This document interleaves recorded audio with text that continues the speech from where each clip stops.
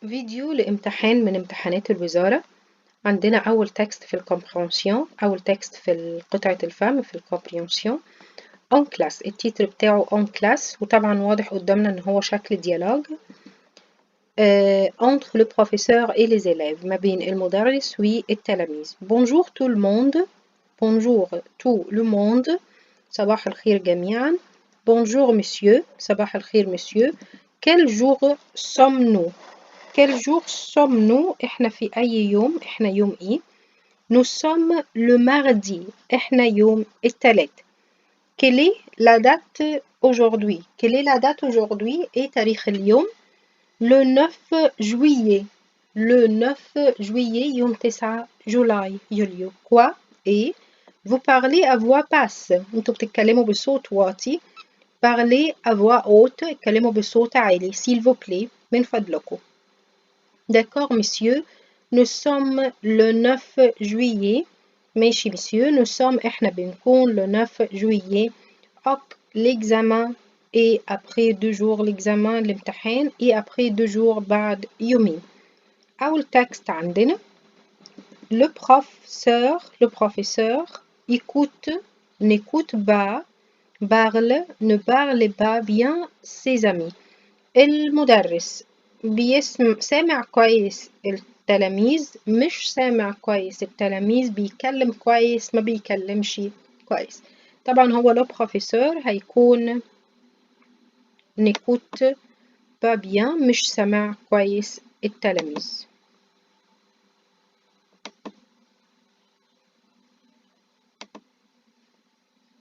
n'écoute pas bien لأن هو قال vous parlez à voix basse، انتوا بتتكلموا بصوت واطي. parler à voix haute اتكلموا بصوت عالي. طب selon le document. Selon le document.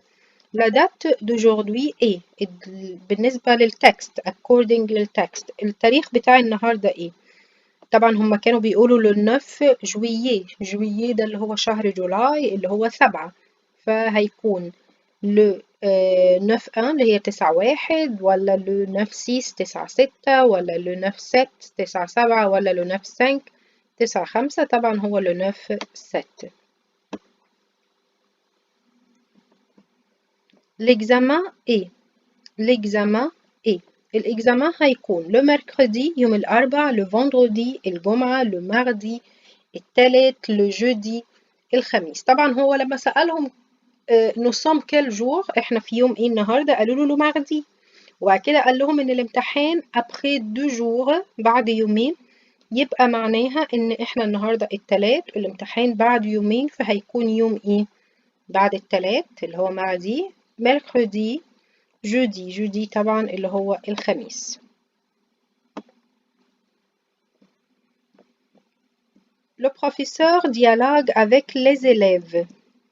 Le professeur dialogue avec les élèves. المدرس بيعمل الديالوج دوت avec les élèves dans la rue في الشارع، dans le lycée في المدرسة، dans la maison في البيت، dans la chambre في الحجرة أو في الأوضة يعني. طبعا هو كان en classe، والon classe دي في الفصل اللي هي طبعا dans le lycée اللي هي تعتبر في المدرسة. ده كان التكست الأولاني. التكست التاني في الكومبرينسيون عندنا bonjour, je m'appelle Amr, je suis élève dans une école secondaire. J'ai une grande trousse. Dans ma trousse, il y a un stylo bleu, un stylo noir, un stylo rouge, un crayon, une règle, une gomme et un tube de colle. Je n'ai pas de ciseaux. طبعا هو بيقول bonjour صباح الخير. Je m'appelle عمرو، أنا عمرو. Je suis élève dans une école secondaire. أنا تلميذ أو طالب في مدرسة ثانوي. J'ai une grande trousse. عندي مقلمة كبيرة. Dans ma trousse في المقلمة il y a un stylo bleu قلم أزرق، un stylo noir قلم أسود، un stylo rouge قلم أحمر، un crayon قلم رصاص، une règle مسطرة، une gomme أستيكة et un tube de colle glue أو اللي هو الصمغ. je n'ai pas de ciseaux ما عنديش ciseaux ما عنديش مقص. الأسئلة اللي عندنا عمرو va عمرو بيروح au collège ولا au lycée ولا à l'école primaire ولا au travail. طبعا au lycée هي اللي بتساوي école secondaire لأن الليسيه اللي هي المدرسة الثانوي. La trousse d'Amr n'est pas المقلمة بتاعت عمرو مش ايه، نخلي بالنا ان الكيستيون هنا بالنو والبا فيها نيجاسيون. n'est pas مش petit grand petite grande. طبعا هنا ده سؤال تريكي شوية، ممكن حد يستعجل ويقول grand على أساس إن هي اللي كانت موجودة في التكست، حد تاني يبقى مركز ويقول petit. بس نخلي بالنا إن هو هنا موجود petit و grand في الماسكولين و petite و grande في الفيمينا، فأنا محتاجة كمان أركز في الجرامير بلس إن أنا أقرأ الكومبريهنسيون كويس. طبعا هو كان في التكست قال إن التروس إي grande كبيرة، فيبقى نيبا لا تكون petite. طبعا petite للفيمينا لأن لا تروس كلمة فيمينا.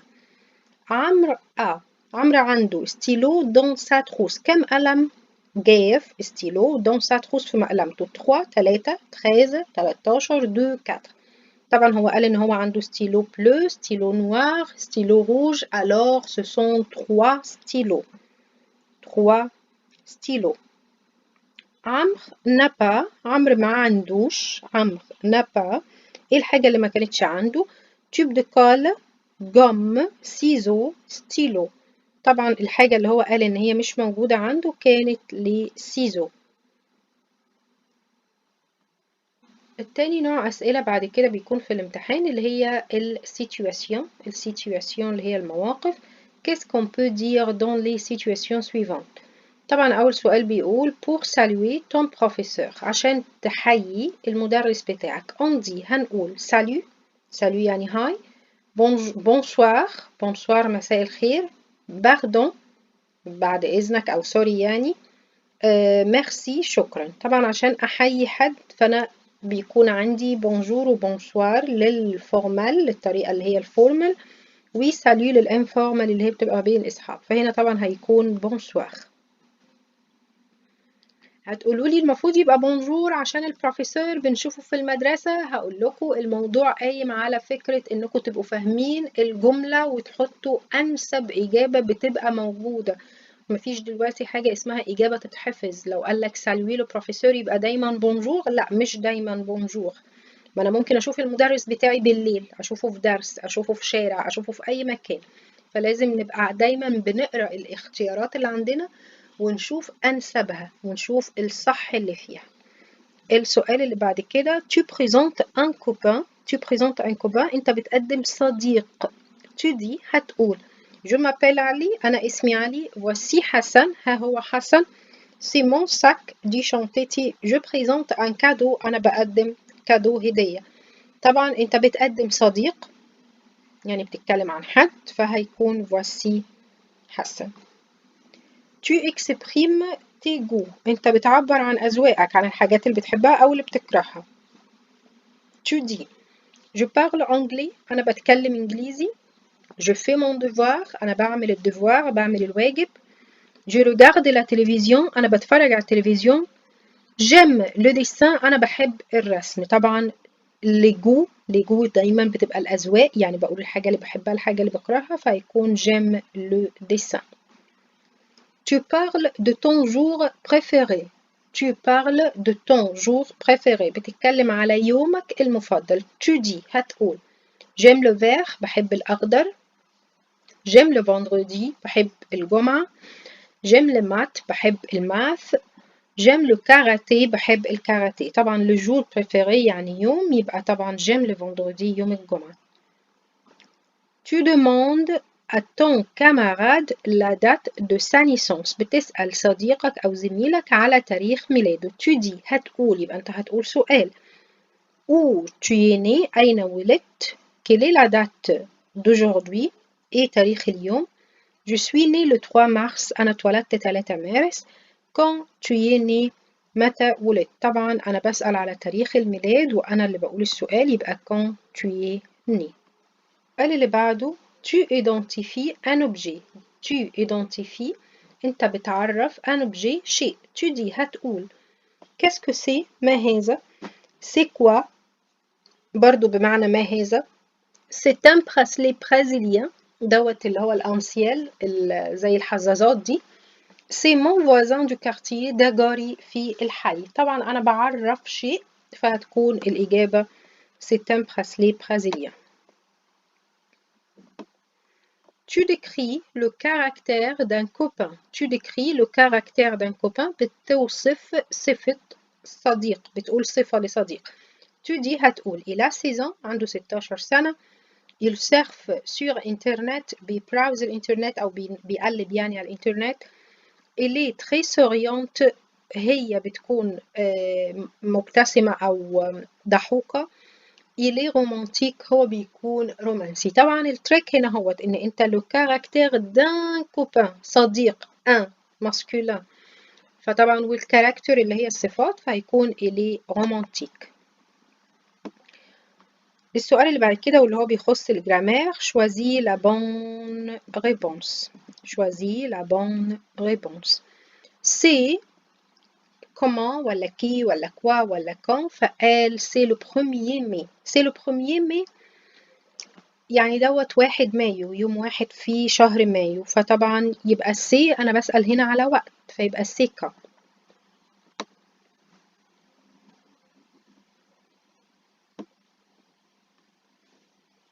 elle parle طبعا elle parle هما بيتكلموا بعد كلمة parler هنا هوت فأنا محتاجة لغة مش محتاجة جنسية فعندي فرنسي وفرنساز وفرانس وفرنساز. طبعا هو اللي أنا هختاره كلمة فرنسي مقصود بيها اللغة الفرنسية elle parle français.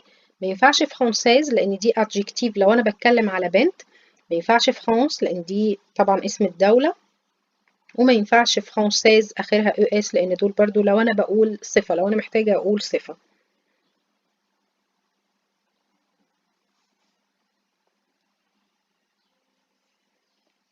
بعد كده les photos de سلوى sont. les photos de سلوى sont. الصور بتاعت سلوى بتكون بو ولا بل ولا بل ولا بو. طبعا هم كلهم بمعنى جميل. بو الأولانية ماسكولين بل التانية فيمينا بل فيمينا بلوريال بو بالإكس بلوريال ماسكولا. كلمة فوتو كلمة فيمينا فهتكون الإجابة سون بل. elles sont هن يكن bavard sociable intelligent sympa. كلهم صفات لازم نخلي بالنا منهم. ايه منهم هنا اللي ينفع مع الفيمينا بلوريال؟ طبعا bavard دي ماسكولا. sociable تنفع ماسكولا وفيمينا بس دي singulier بس.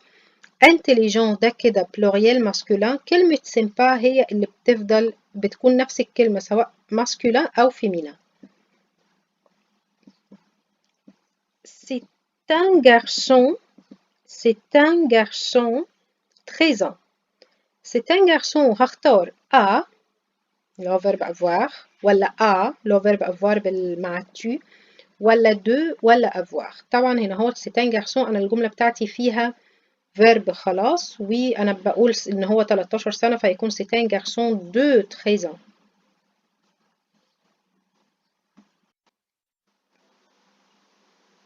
السؤال اللي بعده je suis né le ولا on ولا l apostrophe ولا o. مع التواريخ نفتكر دايما ان احنا لازم نستخدم اللو. هتقولوا لي 11 اولها حرف فويال هقول لكم 11 و8 اولهم حرف فويال وما ينفعش احط ال apostrophe دايما هحط لو بس. et les médecins السؤال اللي بعده et les médecins son père. et les médecins sauf ما عدا son père et les médecins comme زي son père بابا et les médecins mais لكن son papa son père بابا ولا تخي. طبعا هيبقى il est médecin comme son père هو دكتور زي بابا. il nous de ses loisirs. il nous هو بي ومع verbe parler فأنا كأنه بقول هو بيكلمنا فالسوجي الأساسي هنا هو الإيل فطبعا الفيرب مع الإيل بيكون آخره حرف E فإل parle il ne parle de ses loisirs. نيجي لآخر جزء في الامتحان اللي هو الكومبوزيشن أو الرايتنج. أنا كنت عملت في الامتحان اللي فات شبه الإجابة، يعني عملت لكم زي موديل أنسر، وعايزاكم تحلوا لي الكيستيون دوت وتبعتوا لي الإجابات بتاعته علشان أشوف طريقة كتابتكم، وبعديها هصححها أو هنزل لكم في الكومنت الإجابة اللي هي برضو موديل أنسر دي. ميرسي. كده خلصنا الامتحان بتاعنا النهاردة. au revoir.